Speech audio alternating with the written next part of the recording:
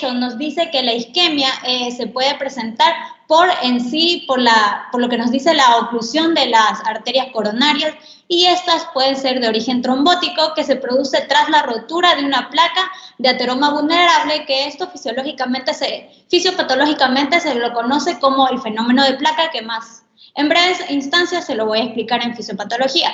Pues bien, también nos hablaba que según el último consenso europeo de cardiología, solo se debe aplicar el término infarto agudo de miocardio. Únicamente se lo aplica cuando existe tanto daño de miocardio con evidencia, clínica, y la evidencia electrocardiográfica de isquemia miocárdica, que más adelante también la compañera lo va a explicar, por las ondas Q de necrosis y todo eso, ¿ya? Ahora, ¿qué nos dice la OMS? Básicamente, la OMS nos dice que el infarto agudo de miocardio es una de las entidades diagnósticas con mayor frecuencia a nivel mundial en sujetos hospitalizados en países industrializados. Y aquí, hablando estadísticamente, nos dice que esta a su vez tenía una mortalidad temprana de infarto agudo de miocardio entre un 30 o más del 50%, que las víctimas fallezcan tras haber padecido lo que es un infarto de miocardio. Nos dice específicamente que alrededor de 1 de cada 25 personas que sobreviven a la hospitalización inicial fallecen a los 12 meses siguientes tras el infarto. Y que aquí también un dato que hay que tener en cuenta, que la mortalidad se multiplica es 4 veces mayor en los adultos en los adultos mayores, es decir, en personas añosas que en los pacientes jóvenes, y también vamos a explicar más adelante. Entre los factores de riesgo vamos a tener 2 tipos de factores: los factores de riesgo modificables y los factores de riesgo no modificables. Entre los factores de riesgo modificables vamos a tener el estilo de vida, que como primera instancia tenemos el sedentarismo, que básicamente aquí también nos hablaba que es proclive a provocar lo que es la obesidad. También el tabaquismo, las hiperlipidemias, la hipertensión arterial, la diabetes mellitus, y algo muy importante que también es la homocisteína. No sé si el doctor desea que explique también cómo la homocisteína produce la disfunción endotelial, o solo queda como nombrarlo. No, sí, solo nombrar. Ya, está bien. Entre otros factores también tenemos los factores no modificables, que tenemos la edad y el sexo. Voy a poner la siguiente. Ahora sí, vamos a hablar de lo que es la fisiopatología en sí. Vamos a iniciar explicando lo que, válgame la redundancia, el inicio, la progresión de lo que es la aterosclerosis, la formación de lo que es la placa vulnerable, cómo se produce todo el fenómeno de placa, y finalmente la aparición de lo que es un infarto agudo de miocardio. A ver, ¿sí se ve lo que estoy apuntando? No sé por qué no puedo ver. Bueno, no importa, igual, ahí se ve, ahí voy en secuencia. Primero voy a explicar cómo se produce el fenómeno de placa, y luego cómo la isquemia produce una disminución de lo que es todo este sistema. Pues bien, como había dicho en primera instancia, vamos a tener primero la rotura o la erosión de la placa fibrosa.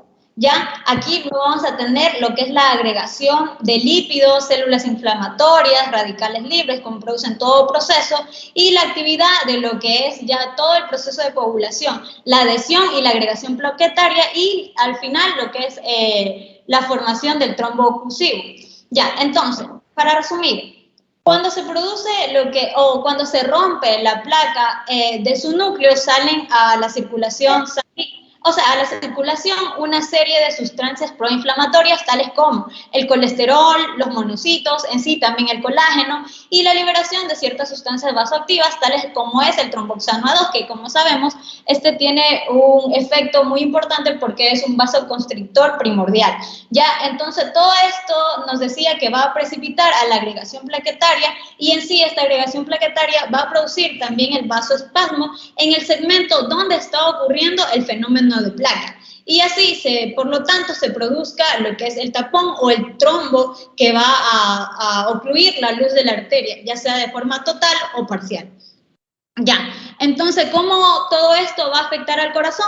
En primero vamos a tener que al haber ya la disminución del flujo sanguíneo, porque hay un tapón, por decirlo así, que no está dando pasar de manera correcta el flujo sanguíneo por las coronarias debido al trombo, se da la lesión en sí de lo que es la arteria, ¿no? Entonces nos dice que esto va a ser facilitada por lo que, y esto va a ser facilitada aún más si el paciente tiene los factores, como ya habíamos mencionado, entre los principales, lo que era el tabaquismo, la hipertensión, la acumulación de lípidos por las placas de ateroma, y también algo muy importante que nos menciona la OMS es el estrés sostenido. Ya, entonces en el sitio de la, sí, por decirlo así, en el sitio de la rotura, en donde se forma el trombo mural, se ocluye la arteria afecta, ¿no es verdad?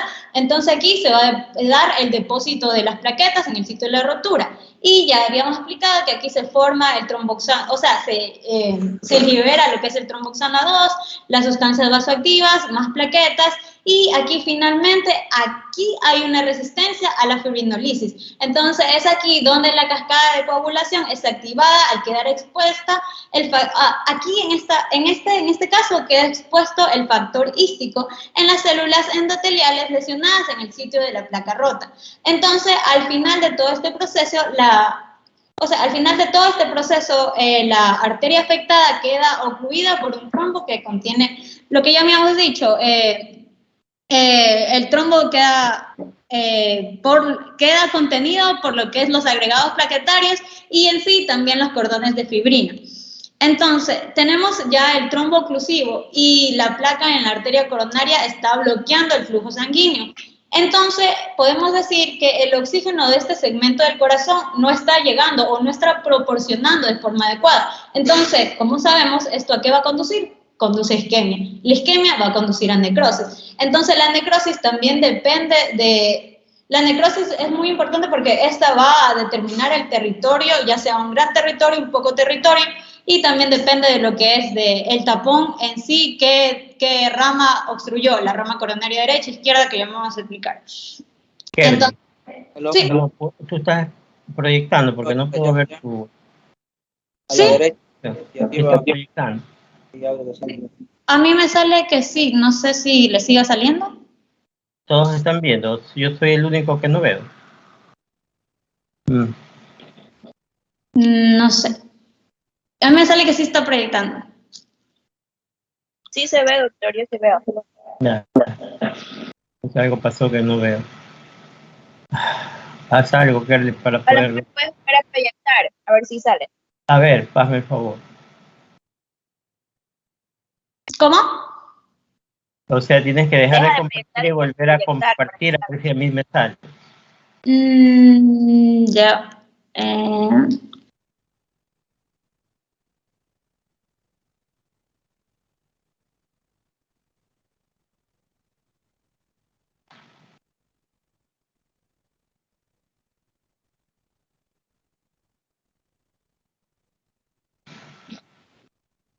Ya, doctor. La compañera esta me puede compartir porque no sé si sea mi computadora, pero a mí sí me sale. No, pero es que todos están viendo, parece que soy el único que no veo yo. Ajá. Ahí me salió. Sí, ahí me va a compartir. Ya, ahora pero sí, ya ahí está. Estamos explicando la fisiopatología. Sí, ahí vamos. Ya, y ahora sí, ya lo tengo. Ya, por favor, continúe, disculpe. Ya, no me acuerdo dónde me quedé, espérese.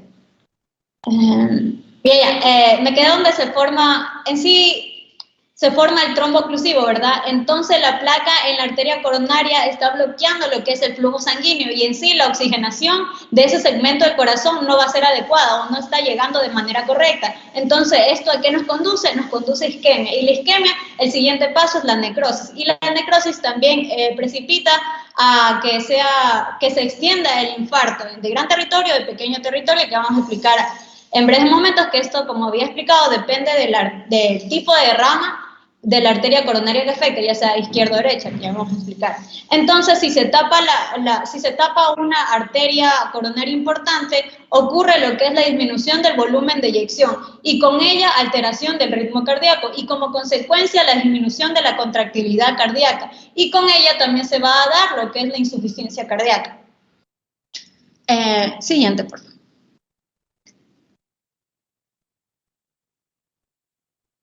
No, me faltó, me faltó el último gráfico, anterior. Ya, el gráfico de acá, que son como las donitas que están abajito, no sé si me puedo ponerle, por favor. Bueno, ya, es acá abajo, para explicar cómo va el proceso de necrosis y que aquí juega un papel importante las horas. Ya, entonces, la necrosis aparece posteriormente de forma progresiva. Entonces, podemos decir que como conclusión, la progresión de esta ola de necrosis es exponencialmente elevada. Entonces, dice que tras la obstrucción coronaria, la necrosis alcanza, nos decía que un 35% de isquemia miocárdica en 45 minutos. Pero aquí todavía, por decirlo así, el miocardio es funcional. Cuando alcanza un 65% en 3 horas, ya tenemos que el miocardio ya puede dejar de funcionar. Y un 75% alcanza a las 6 horas. Aquí ya tenemos una parte del miocardio que ya no va a ser viable. Entonces la necrosis, por decirlo así, es pues un fenómeno dinámico y su extensión definirá su extensión depende fundamentalmente de la masa del ventrículo y de todo el corazón que esté afectando o de la arteria que esté ocluyendo. Entonces también esto va a precipitar a la existencia de colaterales y la presencia de la lección obstructiva en otros vasos. Básicamente nos decía que cómo se extiende la necrosis. Algo que es muy importante decir también en cuanto a los factores de la primera diapositiva, pero ya yo lo repito. Nos decía que también existen otros factores físicos, también psicosociales y ambientales que pueden producir la vasoconstricción severa y la activación de, como ya hemos explicado, de la coagulación y contribuir al fenómeno de placa, es decir, cuando ya se rompe toda la placa, y la trombosis coronaria. Entre los factores que pueden desencadenar se incluye también aquí, algo que me olvidé de decir, era el consumo de lo que es cocaína, anfetaminas, también la realización de esfuerzos físicos de gran intensidad en sujetos que no han practicado o no han entrenado o no han experimentado este tipo de esfuerzos físicos, y con ello también van a producirse ellos mismos un infarto agudo del miocardio. El estrés agudo, la depresión, la ansiedad, también la ingesta de múltiples comidas copiosas y así también la ingesta crónica de alcohol y otros factores desencadenantes, que aquí el único que se me hizo raro era la polución atmosférica, que ese es lo que era la nueva guía de Farreras que nos mencionaba. Ya, ahora sí, la siguiente. Ya, ahora sí, al hablar de los tipos de infarto del miocardio, que según lo que es la Asociación Europea de Cardiología, esa es la más actualizada, que nos decía que el tipo 1 básicamente es por el fenómeno de placa, que ya habíamos hablado, que es por la trombosis intracoronaria. El segundo, básicamente aquí nos describía lo que era la demanda y oferta del corazón, de oxígeno hacia el corazón. Como ejemplo, cita aquí las anemias. El tipo 3, aquí se la conoce como la muerte súbita, porque básicamente no se conoce por qué el paciente llegó a lo que es un infarto agudo del miocardio, por eso se define como la muerte cardíaca ocurrida antes de poder determinar la causa por el análisis de los biomarcadores, es decir, de las troponinas, para definir que el paciente tenía un infarto agudo del miocardio. Y la tipo 4 a su vez se divide en dos, tipo 4A y tipo 4B, que básicamente la tipo 4A es un infarto agudo de miocardio secundario a un tratamiento percutáneo. Y la 4B es un infarto agudo de miocardio secundario a lo que es la trombosis de stent. Es decir, cuando realizan todo ese procedimiento de recambio y también insertar los balones para hacer la angioplastía y todo eso. Tipo 5 es básicamente el infarto de miocardio post cirugía de revascularización coronaria aguda por lo que es la colocación de bypass. Ya, siguiente, por favor.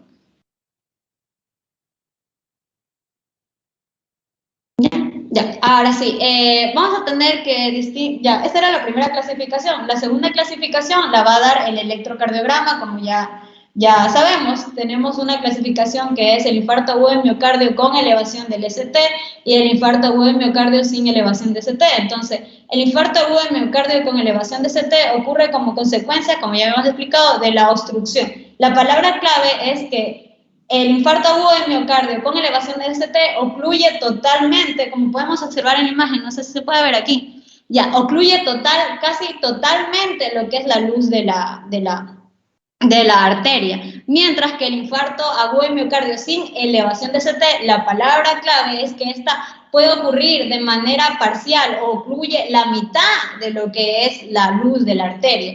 Y por eso esta puede provocar lo que es un descenso del intervalo ST o también provocar lo que es una T negativa en un electrocardiograma. Ya. Siguiente. No, me olvidé de hablar de... No sé si... Las imágenes no estaban invertidas.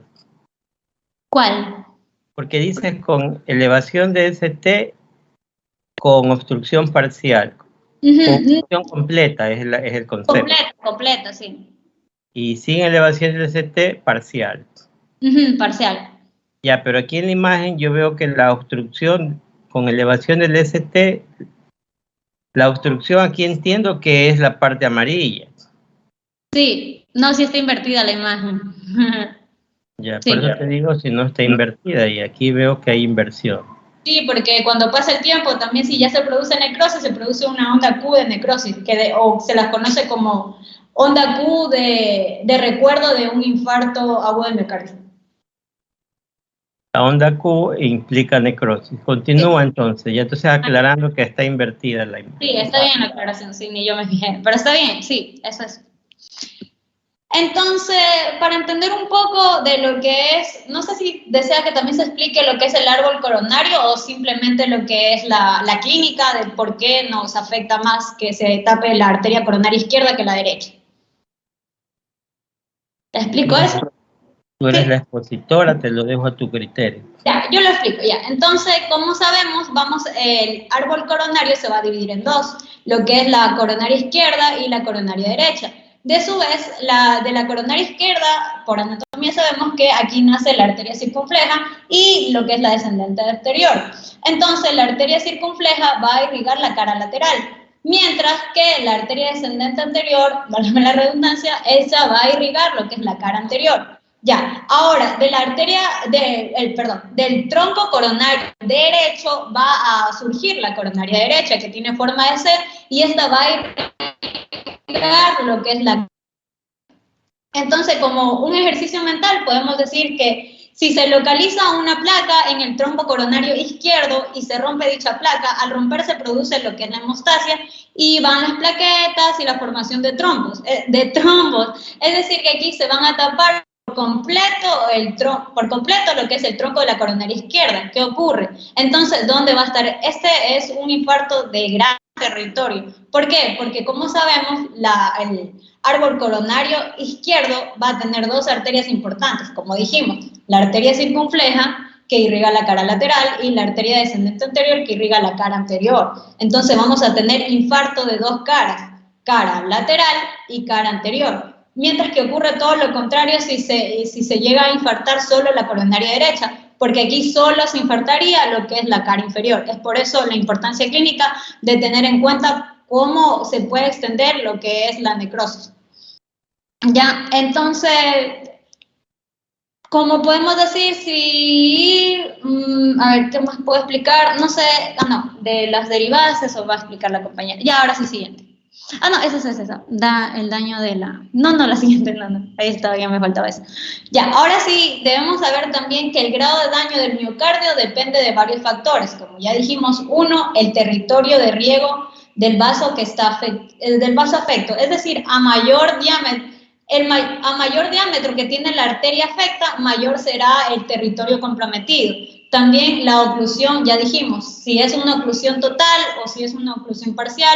Asimismo, la duración de la oclusión, como ya habíamos mencionado, como cuando el miocardio es viable y cuando ya no es viable. Entonces, por ende, podemos decir que como conclusión, que cuando se tiene un mayor tiempo de oclusión de la arteria, mayor va a ser... es directamente proporcional a que sea mayormente el daño en el miocardio. Entonces, si al abrir por procedimiento quirúrgico, obvio, si al abrir la arteria coronaria afecta, nos decía, antes de las 12 o 18 horas, el flujo puede llegar, nos decía que aquí el flujo vuelve a llegar al territorio y es posible que el paciente ya no tenga el paciente con síndrome coronario agudo no termine en infarto, pero si se infarta ya es de poca extensión. Esa es la logística que tiene. Ya, pero ¿en qué pasa si en cambio la obstrucción se continúa ya por más de 18 horas y no por método quirúrgico ya no se abre la arteria? Entonces el síndrome coronario va a terminar,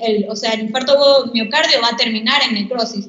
Y por más que ya se quiera abrir la arteria, o sea, ya dejar de que la luz de la arteria esté ocluida, ya ese miocardio ya no va, esa parte, por decirlo así, ya está muerta, ya no va a ser viable.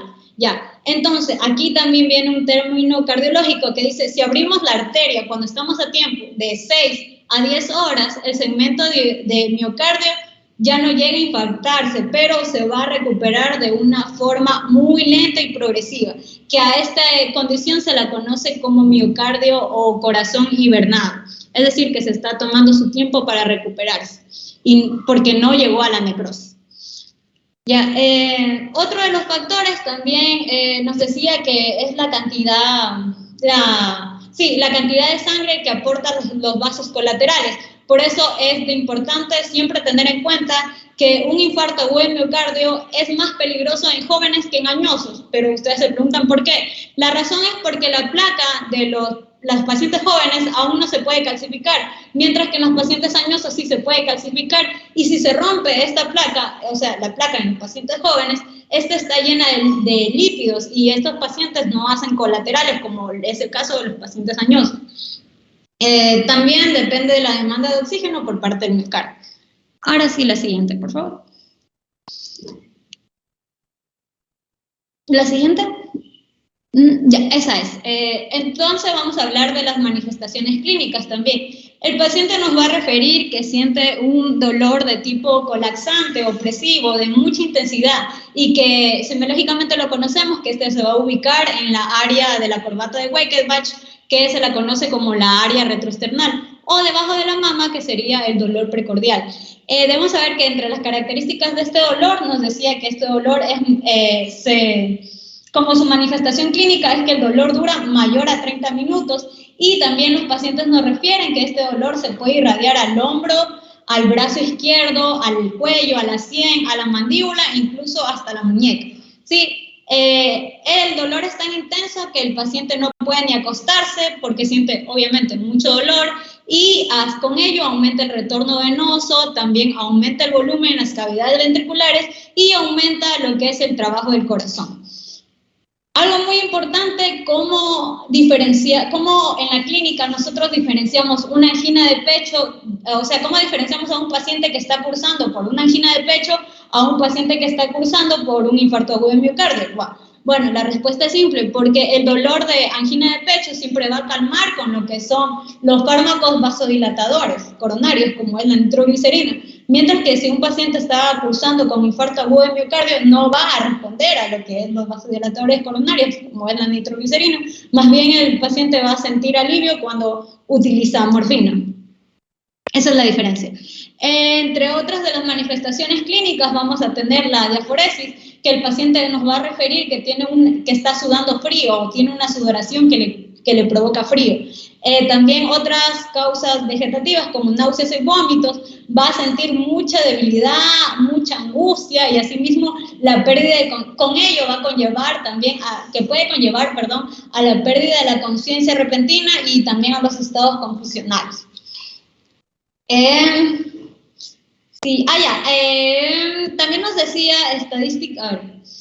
También nos decía que estadísticamente en un 25% de los individuos que presentan un infarto, y esto nos decía específicamente en lo que era el plano anterior, tienen manifestación de hiperactividad de lo que es el sistema nervioso simpático. Es por eso que el paciente aquí también no es raro o no es de asustarse cuando el paciente también pueda presentar lo que es una taquicardia o hipertensión, o en tales casos ambas. Y la otra mitad también, todo lo contrario, los pacientes infartados en el plano inferior, en cambio, pueden mostrar lo que son signos de hiperactividad del sistema nervioso parasimpático, como sería todo lo contrario. También puede cursar con bradicardia, hipotensión o ambas. Siguiente. Ya.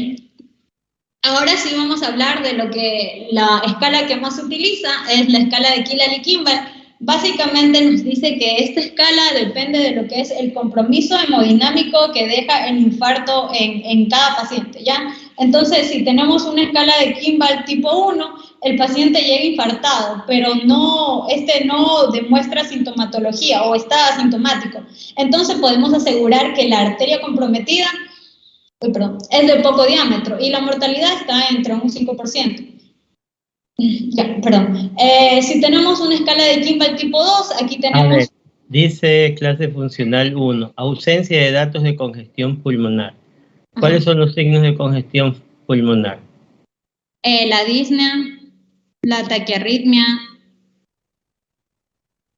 Taquiarritmia, ¿no?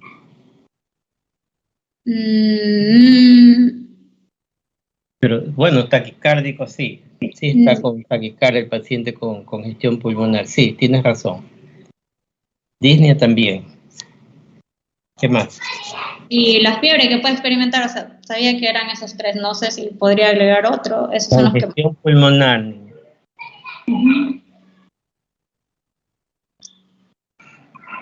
A ver, Lady. Lady Estrada, signos de congestión pulmonar que le falta a mencionar a Campaña. Tos, doctor. ¿Ah? Tos. No te oí. Tos. Sí, sí puede haber tos. Sí. ¿Qué más? ¿Y cómo es la tos? Ya que la mencionaste.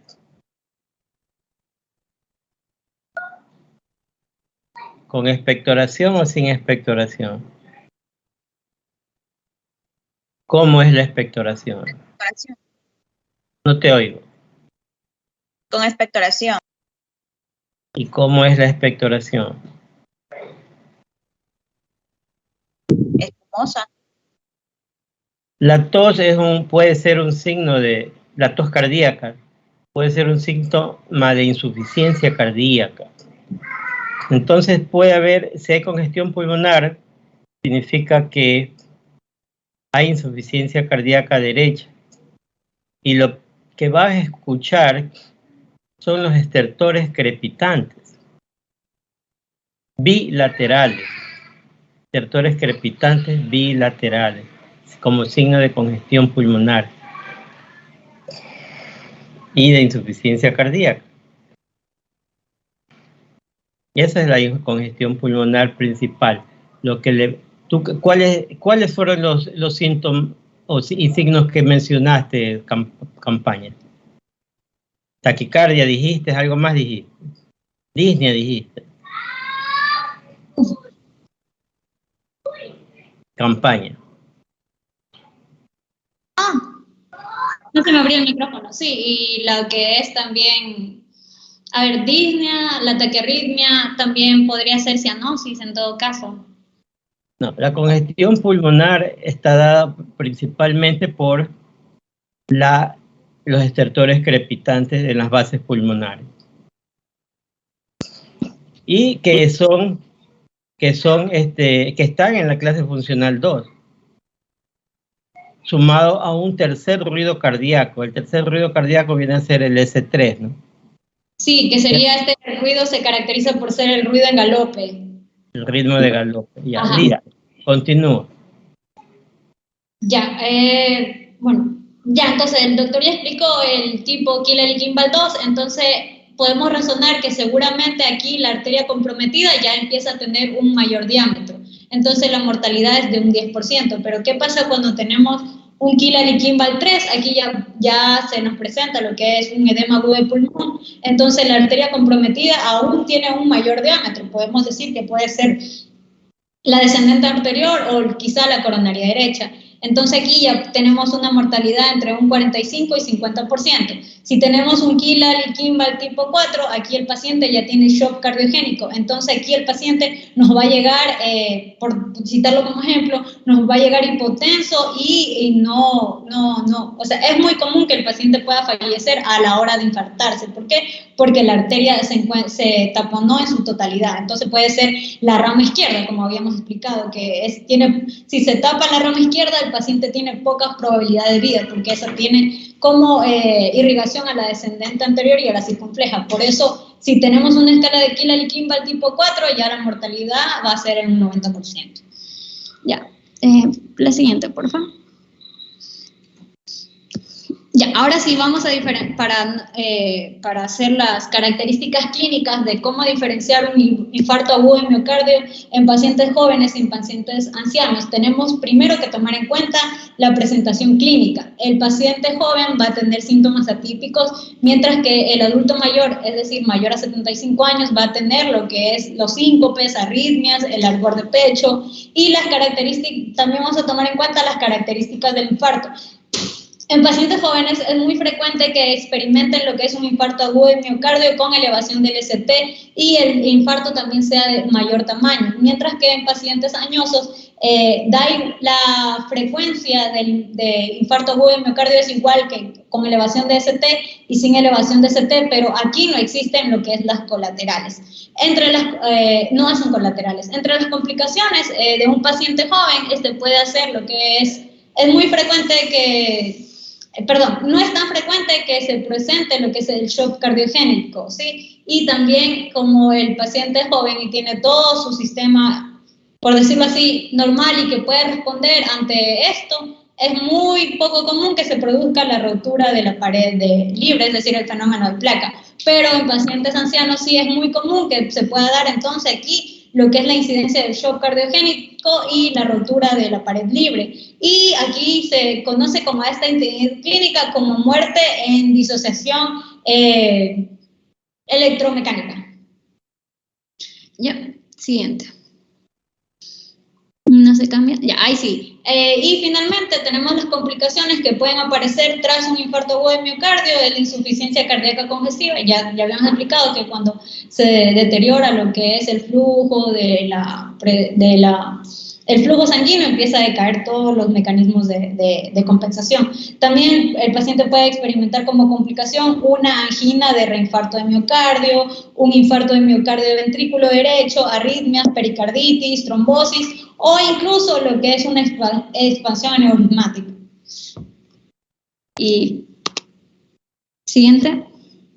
Ya, la información es de Farreras y Harrison. Ahí terminó mi exposición. Pon ya lo sacaste. No. Bueno, tú hablabas de disociación electromecánica. ¿Cómo se expresa la disociación electromecánica? Clínicamente, ¿cómo sabes que alguien está con disociación electromecánica?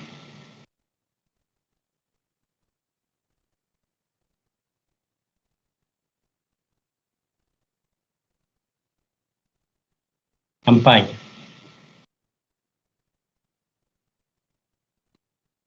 ¿Sí me oís?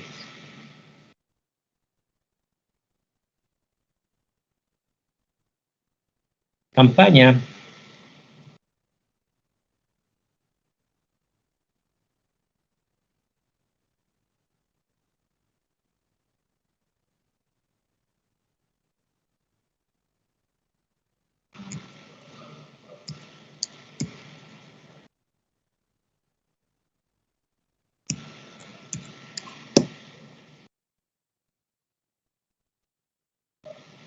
¿Qué le pasó a Campaña? ¿Se salió?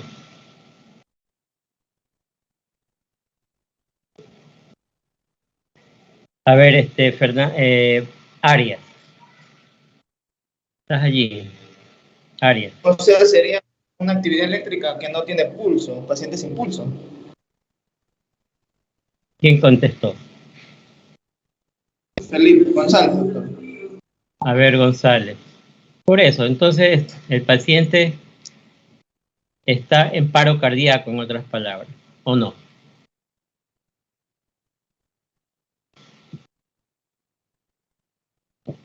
Así es, estaría como por decirlo en, ¿qué sería? En asistolia. No. Yo les dije en la clase anterior que hay 3 formas de paro cardíaco.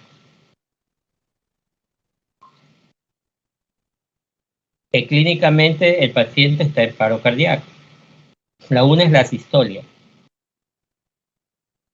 Y el trazado del monitor cardíaco o el electrocardiograma en tiempo real muestra una línea en progreso, una línea horizontal. Eso es asistolia. Si me hago entender. El que tiene Sí. ya, ese Doctor, está. ¿puede repetir, por favor? Es que a mí se me cortó, se me fue el internet. Sí. Yo te hice una pregunta, campaña, es que Sí. ¿cómo sabes que el paciente está en disociación electromecánica? ¿Cómo se expresa eso clínicamente? Es porque ya se baja lo que son las presiones. No. O sea, nos decía que era Electromecánica, si la está en presión disociación, sistólica, aquí ya se deteriora porque me empieza a bajar ya paulatinamente. está en paro cardíaco. La disociación electromecánica, y eso es lo que estaba explicándoles. Ya. Y lo dije en la clase anterior. Las formas clínicas de presentación del paro cardíaco son 3. La una es la asistolia, que en el monitor ves una línea horizontal interminable. Eso es asistolia. La otra forma de paro cardíaco es la disociación electromecánica. Y ese paciente en disociación electromecánica está en paro cardíaco. A ver, aquí tengo, creo, una imagen de disociación electromecánica. Ahí está.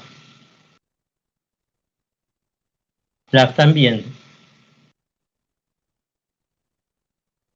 Sí, doctor. Sí, doctor, sí se ve. Pulso, ausencia de actividad circulatoria, está en paro cardíaco, cualquier actividad eléctrica con ausencia de pulso.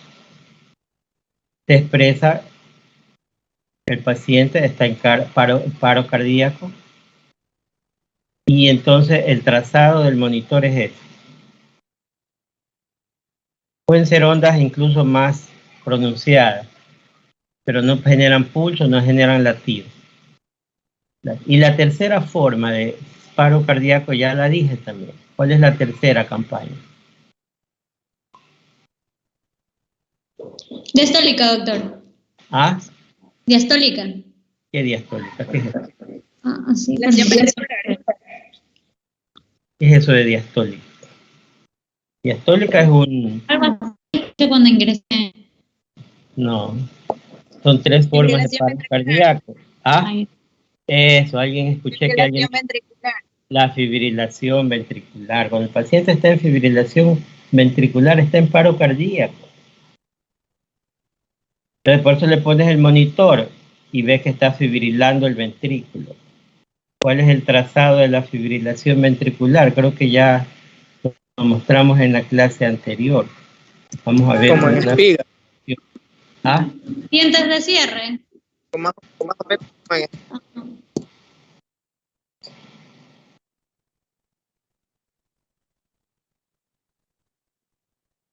Ahí está.